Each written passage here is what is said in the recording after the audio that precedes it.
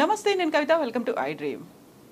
రెండు రాష్ట్రాల ముఖ్యమంత్రులు మొదటిసారిగా కలవబోతున్నారు. దీంతో తెలంగాణ రాష్ట్రానికి వచ్చేటువంటి ఫలితం ఎలా ఉంటుంది, భవిష్యత్తుని ఎలా అంచనా వేయొచ్చు, లాభ నష్టాలు ఎలా ఉంటాయి? ఫర్ ద ఫస్ట్ టైం ఇద్దరు సీఎంలు, ఇటు రేవంత్ రెడ్డి అటు చంద్రబాబు నాయుడు భేటీని ఎలా చూడాలి? మనతో పాటుగా ఉన్నారు పొలిటికల్ అనలిస్ట్ ప్రకాష్ గారు. ప్రకాష్ గారు, నమస్కారం అండి. So for the first time ఇద్దరు కలిసి హైదరాబాద్లో మాట్లాడుకుంటున్నారు, చర్చించుకోబోతున్నారు. ఏ అంశాలు ఫోకస్ పెడితే బాగుంటుందని మీరు అనుకుంటున్నారు? ముందుగా చంద్రబాబు నాయుడు గారు ఇట్లాంటి భేటీనే తెలంగాణ వచ్చిన తర్వాత 2014లో కేసీఆర్ గారు ముఖ్యమంత్రిగా ప్రమాణ స్వీకారం చేసిన తర్వాత, ఆంధ్రలో తను బాధ్యతలు తీసుకున్న తర్వాత ఇట్లాంటి భేటీయే జరిగి ఉంటే ఇవాళ ఆంధ్ర తెలంగాణలో ఇట్లుండేవి కావు. సో ఆయన 5 ఏళ్ల కాలంలో కూడా ఎన్నడూ కేసీఆర్ను కలవాలనుకోలేదు. కేసీఆర్ కూడా అనుకోలేదు. కేసీఆర్ కొంత ప్రయత్నం చేశాడు రిజాల్వ్ చేయడానికి. బట్ ఎందుకో వాళ్ళ మధ్య సాధ్యం కాలే. కేవలం గవర్నర్ గారు ఇచ్చే తేనేటి విందులో మాత్రమే కలుసుకునేవాళ్ళు. ఎందుకంటే ఉమ్మడి గవర్నర్ కదా, ఉమ్మడి ఆంధ్రప్రదేశ్ అండ్ తెలంగాణ ఉమ్మడి రాజధానిగా ఉండే లాండ్ ఆర్డర్ కూడా గవర్నర్ చేతిలో ఉండేది కాబట్టి.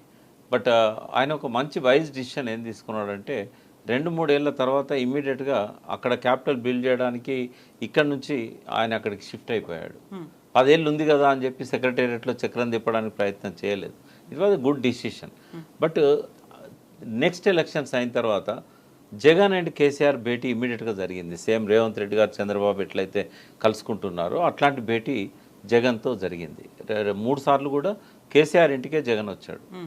అయితే ఆనాడు కూడా ఇవాల్టి భేటీలో ఏవైతే ఎజెండా ఉందో ఆ అంశాల మీద మాట్లాడారు. కానీ అంతకు మించి రాబోయే ఒక 20 ఏళ్ళు 30 ఏళ్లలో ఆంధ్ర తెలంగాణ మధ్య వైషమ్యాలు వచ్చే అంశాలు ఏమున్నాయి, వాటి పరిష్కారాలు ఏ దిశలో ఉంటాయి, అవి ఆలోచించారు. బట్ అది అర్ధాంతరంగా ఆగిపోయింది. ఆ కృషి కొనసాగాలి. ఇప్పుడు రేవంత్ రెడ్డి కొత్తగా ఏం చేయాల్సిన అవసరం లేదమ్మా. కేసీఆర్ ఏవైతే చేయాలనుకున్నాడో తెలంగాణకు, అవన్నీ కూడా తెలంగాణకు చాలా ఉపయోగపడేటివి. అవి మళ్ళీ పునరుద్ధరించాలి. ఆయన జగన్ ప్లేస్లో చంద్రబాబు వచ్చాడు, కేసీఆర్ ప్లేస్లో రేవంత్ రెడ్డి వచ్చాడు. సో ఇవాళ భేటీకి ప్రాధాన్యత ఎప్పుడు వస్తుంది అని అంటే, కేవలం షీలాబేడి కమిటీ ఈ సంస్థలను విభజించలేదు, ఇవి ఎట్లా మనం విభజించుకుందాము, లేకుంటే మనకు రావాల్సిన బకాయిలు ఇవే కనుక ఇవాళ మాట్లాడుకుంటే వాళ్ళ భేటీ పెద్దగా ఉపయోగం ఉండదు. వాళ్ళ చేతిలో కూడా ఏం లేదు. ఆ విభజన ఇవన్నీ కూడా ప్రాసెస్. అది తెలంగాణ ఆంధ్ర మధ్యలో ఉన్న 10 ఏళ్ల బంధం ముగిసే లోపలనే ఇవి పరిష్కారం అయి ఉండాల్సి ఉండే. ఎందుకో కేసీఆర్ గారు కూడా వాటి మీద పెద్దగా దృష్టి పెట్టలేదు. అవి డెఫినెట్గా ఇద్దరు రిజాల్వ్ చేయాల్సినవి చేయాలి. కానీ భేటీకి ప్రాధాన్యత రావాలంటే ఒక విజన్ ఉండాలి. చంద్రబాబుకు పేరు ఉంది, ఆయన 2020 విజన్ పెట్టుకున్నాడు కదా, 2020. ఇప్పుడు అట్లాంటి విజన్ ఒకటి చంద్రబాబు నాయుడు రేవంత్ రెడ్డి మాట్లాడుకోవాలి. నెక్స్ట్ 20 ఇయర్స్లో మనకి ఏమేమి సమస్యలు రాబోతున్నాయి, ఈ 5 ఏళ్ళు కాదు, రాబోయే నెక్స్ట్ జనరేషన్ లోపల ఏమేమి సమస్యలు 2 తెలుగు రాష్ట్రాల మధ్య రాబోతున్నాయి, తెలుగు ప్రజల ఐక్యతకు విఘాతం కలిగే అవకాశాలు ఎక్కడెక్కడ ఏర్పడుతున్నాయి, అంటే జటిలమైన సమస్య నీటి సమస్య. కాబట్టి దాన్ని ఎట్లా మనం పరిష్కరించుకోవాలి అనేది ఒకటి చేయాల్సిన అవసరం ఉంటుంది. ఆ రాయలసీమ ఎత్తిపోతల పథకం అనేది తెలంగాణకు ఒక గొడ్డలి పెట్టదు. తెలంగాణ ప్రయోజనాలకు కృష్ణానదిని మొత్తంగా మలుపుకపోయేటివి రాయలసీమ ఎత్తిపోతల పథకం, పోతిరెడ్డి పాడు. చంద్రబాబు నాయుడు ఒక విశాలమైన దృక్పథంతో, హృదయంతో తనను 10 సంవత్సరాలు ముఖ్యమంత్రిగా నిలబెట్టిన తెలంగాణ, తనను 10 సంవత్సరాలు ప్రతిపక్ష నాయకునిగా గౌరవించిన తెలంగాణ, ఆ తెలంగాణ బిడ్డలు కూడా తన బిడ్డలే అనుకొని రాయలసీమ ఎత్తిపోతల పథకాన్ని తక్షణం ఉపసంహరించుకోవాలి. అది ఎజెండాలో అంశం కావాలి. రేవంత్ రెడ్డి గారు కనుక దానికోసం పట్టుబడితే అతన్ని గురువు అయినా కూడా సమానమైన పోటీ ఇవ్వగలిగిన ఉజ్జి అని అనుకుంటారు. లేదు అంటున్నారు కదా, గురువు శిష్యులు ఏంటి, సేమ్ ఇద్దరం ఒకే పార్టీలో కలిసి పనిచేసిన నాయకులం అనే మాట అన్నట్టున్నారు. నాయకులమైనా కూడా రూట్స్ ఎక్కడున్నాయి? నిన్ను ఎదిగించింది ఎవరు? ఎక్కడో ఎమ్మెల్సీ ఉన్న వ్యక్తిని తీసుకొచ్చి, ఎమ్మెల్సీ కూడా కాదు, జిల్లా పరిషత్ టెరిటోరియల్ సభ్యుడు, జెడ్పీటీసీగా ఉన్న వ్యక్తిని నిన్ను ఎమ్మెల్సీ చేయడంలో చంద్రబాబు పాత్ర లేదా? ఎమ్మెల్సీ నుంచి నిన్ను ఎమ్మెల్యేగా చేసింది తెలుగుదేశం పార్టీ కదా. ఆ తర్వాత నువ్వు ఎంపీ కావడానికి పరోక్షంగా సహకరించారు కదా. ఎందుకంటే నువ్వు కాంగ్రెస్లోకే పోకపోతే ఎంపీ అయ్యేవాడివి కాదు కదా. కాంగ్రెస్లోకి పోవడాన్ని ఎంకరేజ్ చేసింది చంద్రబాబు కదా.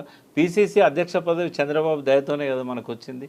మొన్న గెలవడంలో కూడా టీడీపీని పోటీ పెట్టుంటే ఆ 3% ఆయన వాళ్ళకి ఎంత లేదన్నా 10% బలం ఉంది ఓట్ బ్యాంక్. ఆ 10% కనుక టీడీపీ తీసుకొని ఉంటే ఇవాళ ముఖ్యమంత్రి చంద్రశేఖరరావు ఉండేవాడు కదా. అంటే టీడీపీ నీ ప్రతి అడుగులో ఉంది, నీ వేర్లలోనే కాదు నీ కొమ్మలల్లో కూడా ఉంది, నీ ఫలాలలో కూడా ఉంది. కాబట్టి గురువును విస్మరిస్తావని మేమైతే ఎవరు అనుకోవడం లేదు. గురుదక్షిణగా నువ్వు తెలంగాణలో ఏమి తాకట్టు పెడతావో అనే ఒక భయాందోళనలు మా మనసులో ఉన్నాయి. సమఉజ్జీ నువ్వు కావాలనుకుంటే ఈ ఎజెండాలో రాయలసీమ ఎత్తిపోతల పథకం ఉపసంహరించుకోవాలి. నువ్వు పుట్టిన నీ గడ్డకు మహబూబ్ నగర్ పాలమూరుకు అది గొడ్డలి పెట్టు. ఒక చుక్క నీరు కూడా పాలమూరు రంగారెడ్డికి రాదు. నువ్వు కొత్తగా మొదలుపెట్టే నీ కాన్స్టిట్యున్సీకి కూడా నీటి బొట్లు రావాలంటే రాయలసీమ ఎత్తిపోతల పథకం అనేది ఉండకూడదు. పోతిరెడ్డిపాడు గత 15 ఏళ్ళుగా యథేచ్ఛగా నీళ్లను అనంతపురం, కడప, కర్నూలు దాకా, నెల్లూరు దాకా తీసుకెళ్తున్నారే. సంగం ఆనకట్ట దాకా తీసుకెళ్ళి నెల్లూరు ఆయకట్టు కూడా కృష్ణానది నీళ్ళని ఇస్తున్నారు పెన్నార్ బేసిన్కి. దాన్ని నువ్వు ఆపగలుగుతావా? నీ ఎజెండాలో పోతిరెడ్డిపాడుకు సంబంధించిన అంశం ఉన్నదా? నాగార్జున సాగర్ మీద వచ్చిన ఆంధ్ర పోలీసులను ఉపసంహరించుకోగలుగుతావా? నీకు ఆయనకు మంచి సయోధ్య ఉంది, సమఉజ్జీలం అనుకున్నా పర్వాలేదు. మన ప్రాజెక్టు మీదకి ఆంధ్ర పోలీసులు వచ్చినప్పుడు ముఖ్యమంత్రిగా నువ్వు 8 నెలలు విఫలమైనావే. ఇవాళ ఆపగలుగుతావా? దాన్ని వాళ్ళని వెనక్కి పంపించగలుగుతావా? కేఆర్ఎంబీకి ప్రాజెక్టులు అప్పచెప్పద్దు అనేది అసెంబ్లీలో తీర్మానం కూడా చేశావే. అది చంద్రబాబుతో మాట్లాడి వాళ్ళ అసెంబ్లీలో కూడా తీర్మానం చేయించి కేఆర్ఎంబీని నామమాత్రం చేసి మన నీళ్లను మనమే పంచుకునే విధంగా, మన వైరుధ్యాలను, వైషమ్యాలను మనమే పరిష్కరించుకునే విధంగా నీకున్న ఈ చక్కటి అవకాశాన్ని, చంద్రబాబుతో నీకున్న సయోధ్యను తెలంగాణ 4 కోట్ల ప్రజల కోసం, ఆంధ్రలో ఉన్న 6 కోట్ల ప్రజల కోసం మీరిద్దరు ఎందుకు ఉపయోగించుకోకూడదు?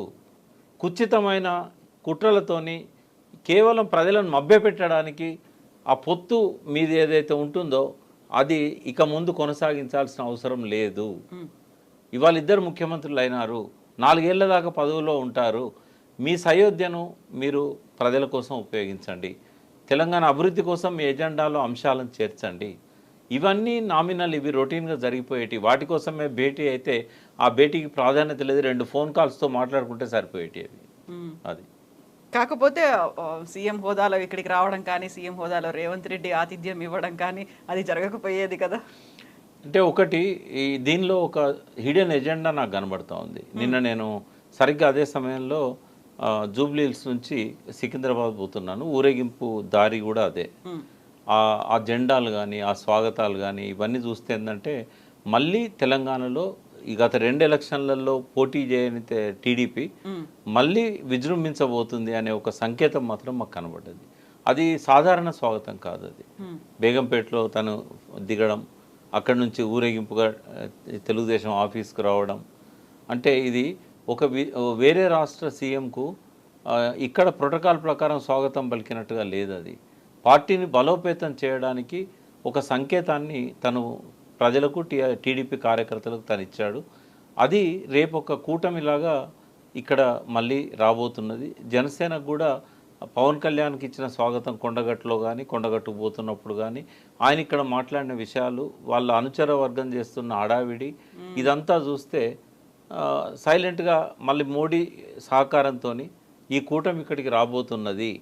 ఇది ఎట్లయితే వెహికల్కి స్టెప్నీ ఉంటుందో చంద్రబాబు నాయుడుకి స్టెప్నీ కాబోతున్నది. ఇక్కడ ఏదైనా టైర్ పంచర్ అయినప్పుడు ఆ టైరు చంద్రబాబు మన ఈయనకు ఉపయోగపడుతుంది, రేవంత్ రెడ్డి గారికి.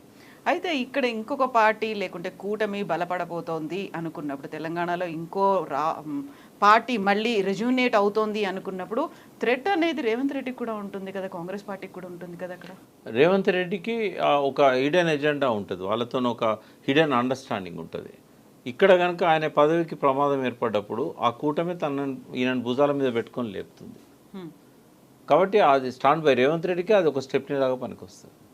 కాబట్టి ఆయన అరేంజ్మెంట్ చేసుకుంటున్నాడు. ఒక అభద్రతా భావం అయితే ఆయన మనసులో ఉంది అనేది స్పష్టంగా కనబడుతూ ఉంది.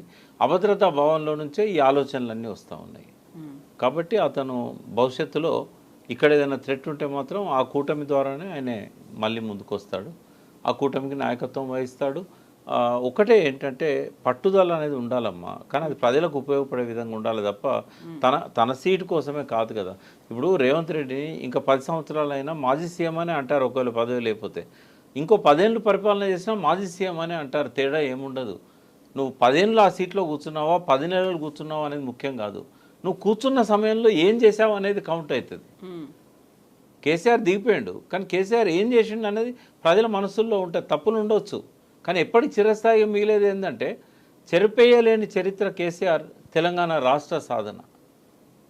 ఎవరు అందులో సహకరించినా ఫస్ట్ మార్క్ మాత్రం ఆయనకే పడుతుంది. ఎందుకు అంటే ఆయనే పార్టీయే పెట్టకపోతే, తెలంగాణ వాదాన్ని ప్రజలకు తీసుకెళ్ళకపోతే ఆ బీజేపీ ఇచ్చేది కాదు, ఆ కాంగ్రెస్ ఇచ్చేది కాదు. ఆ ఇద్దరికి తెలంగాణ ప్రజలు అవకాశం ఇచ్చారు. ఒకసారి గుర్తు చేస్తాను, 42 మంది ఎమ్మెల్యేలు, అప్పుడు నేనే రాశాను అది డ్రాఫ్ట్, చిన్నారెడ్డి సహకారంతో సోనియా గాంధీకి మెమోరాండం ఇచ్చాం, తెలంగాణ రాష్ట్ర ఏర్పాటుకు సహకరించండి అని కాంగ్రెస్ పార్టీ తరఫున. ఆమె ఏం చేసింది, ఓ కమిటీ వేసింది, అద్వానీకి లెటర్ ఇచ్చింది, ఆయన సాధ్యం కాదనగానే సైలెంట్ అయిపోయింది. నిజంగానే మీరు ఆ రోజు కనుక తెలంగాణ రాష్ట్ర సాధన కోసం ఇక్కడి పార్టీని తయారు చేస్తుంటే, తెలంగాణ కాంగ్రెస్ తయారు చేస్తుంటే కేసీఆర్ వచ్చేవాడే కాదు. అంతకంటే ముందు బీజేపీ ఒక ఓటు 2 రాష్ట్రాలు అన్నది, వాళ్ళు కనుక 4 గెలిచారు ఆ నినాదంతో, ప్రజలు ఆదరించారు కదా. వాళ్ళు ఏం చేశారు, అద్వానీకి అప్పచెప్పారు. ఆయన ఏమన్నాడు, ఇది నేషనల్ పాలసీ కాదు, ఆ రాష్ట్ర పార్టీ పాలసీ అని పక్కకు పెట్టాడు. మీరే ఆ రోజు కనుక ఈ నిర్ణయాన్ని ఎత్తికెక్కించుకొని తీసుకొని ఉంటే, ఈ బీజేపీ ఉద్యమాన్ని చేపట్టుంటే డెఫినెట్గా కేసీఆర్ వచ్చేవాడు కాదు. అంటే మీ 2 పార్టీలకు అవకాశం ఇచ్చి మీరు విఫలమైన తర్వాతనే మాలాంటి వాళ్ళము కేసీఆర్తో కలిసి ఈ పార్టీ పెట్టి తెలంగాణ కోసం. కాబట్టి కాంగ్రెస్ ఇచ్చినా బీజేపీ మద్దతు ఇచ్చినా ఆ క్రెడిట్ ఎప్పటికి కూడా కేసీఆర్కే ఉంటుంది. చెరపలేని ముద్ర. అట్లాంటి ముద్రలు రేవంత్ రెడ్డి ఏర్పాటు చేసుకోవాలి, అట్లాంటి ముద్రలు చంద్రబాబు ఏర్పాటు చేసుకోవాలి. ఇవాళ అమరావతిని నిర్మించినట్టయితే, ప్రజలకు రాజధానిగా నిలబెట్టినట్టయితే చరిత్రలో ఎప్పటికీ చంద్రబాబు అమరావతి నిర్మించిన ఒక నాయకుడిగా మిగిలిపోతాడు. పోలవరాన్ని పూర్తి చేసినట్టయితే ఆ ప్రతి పంట గింజ మీద చంద్రబాబు పేరు ఉంటుంది. ఇప్పుడు నిన్న గ్రాండ్ వెల్కమ్ లేకుంటే అక్కడ ర్యాలీలు ఇవన్నీ చూసిన తర్వాత మీరు మీతో పాటుగా టీఆర్ఎస్ లీడర్స్ కావచ్చు, తెలంగాణ కోసం పోరాటం చేసినటువంటి కార్యకర్తలు, వీళ్ళందరూ ఆలోచనలు, భావం ఏమనిపించింది? కాగలిగిన కార్యం గంధర్వులే తీరుస్తారు. ఎలా? చంద్రబాబు రావడం అనేది అది కేసీఆర్ నెత్తి మీద అమృత వర్షం. ఎందుకు? అది నీళ్ళ జల్లు కాదు, పాల జల్లు కాదు, అది అమృత వర్షం. చంద్రబాబు ఒక్కసారి వచ్చినందుకే కాంగ్రెస్కు కూటమి కట్టి ఓటేయమన్నందుకే 88 సీట్లు ఇచ్చారు ఆ రోజు. నిజంగానే చంద్రబాబు రాకపోయి ఉంటే ఇవాళ కేసీఆర్ ఓడిపోయేవాడు కాదు. ఎందుకంటే అవి 88 వచ్చేటి కాదు, ఏ 60, 61 వచ్చేటి, లేదా ఇండిపెండెంట్ మద్దతుతో ఆయన అధికారంలోకి వచ్చేవాడు. అప్పుడు రియలైజ్ అయ్యేవాడు, ప్రవర్తనలో మార్పు ఉండేది, మళ్ళీ 3వసారి గెలిచేవాడు. అయితే అప్పుడు చంద్రబాబు రావడం వల్లనే ప్రజల లోపల మళ్ళీ వస్తున్నాడు కాంగ్రెస్తో కలిసి, కాబట్టి మనం కేసీఆర్ను కాపాడుకోవాలి అనేది అప్పుడు వచ్చింది. ఇప్పుడు కనుక ఈ కూటమి వచ్చినట్టయితే, అందులో రేవంత్ రెడ్డి కనుక పరోక్షంగా వారికి సహకరించినట్టయితే మళ్ళీ ఒక సెంటిమెంట్ అనేది మళ్ళీ బగ్గుమంటుంది. ఇప్పుడిప్పుడే ప్రజలు నేర్చుకుంటున్నారు ఆ తెలంగాణ చరిత్రను. కాబట్టి ఇప్పటి యంగ్ జనరేషన్ కూడా చంద్రబాబును అడ్డుకుంటారు. కాబట్టి అక్కడ పార్టీ పెట్టి ఇక్కడ నాయకత్వం వహించడం కంటే నీ ప్రాంతాన్ని నువ్వు ఉద్ధరించుకో, మా ప్రాంతాన్ని మేము ఉద్ధరించుకుంటాం. అల్టిమేట్గా ఏం తెలుస్తామా, ఇవాళ మొన్న లోపం కనబడ్డది. టీఆర్ఎస్ లోక్సభలో టీఆర్ఎస్ ప్రాతినిధ్యం లేకపోవడం అనేది మొట్టమొదటిసారి పార్టీ పెట్టిన తర్వాత. ఇవాళ అక్కడ వాయిస్ వినిపించలేదే తెలంగాణది. మమతా బెనర్జీ సంబంధించిన ఎంపీలు చాలా అక్కడ వాయిస్ వినిపించారు. తమిళనాడుకు సంబంధించి రాజా తన వాయిస్ వినిపించాడు. అన్ని రాష్ట్రాల నుంచి వాళ్ళు వాయిస్ వినిపించారు. తెలంగాణ వాయిస్ లేకుండా పోయింది. రాష్ట్రపతికి ధన్యవాదాలు తెలిపే తీర్మానానికి సంబంధించి ఎవరు కూడా మన అస్తిత్వానికి సంబంధించి మాట్లాడలేకపోయారనే ఒక లోపం అనేది, వెలితి అనేది కనబడుతున్నది. సో ప్రతి అధికార పార్టీ లేదా చంద్రబాబు ప్రయత్నాలలో ఉన్న ప్రతి బలహీనత అది బీఆర్ఎస్కి ఒక ఆయుధం అవుతుంది.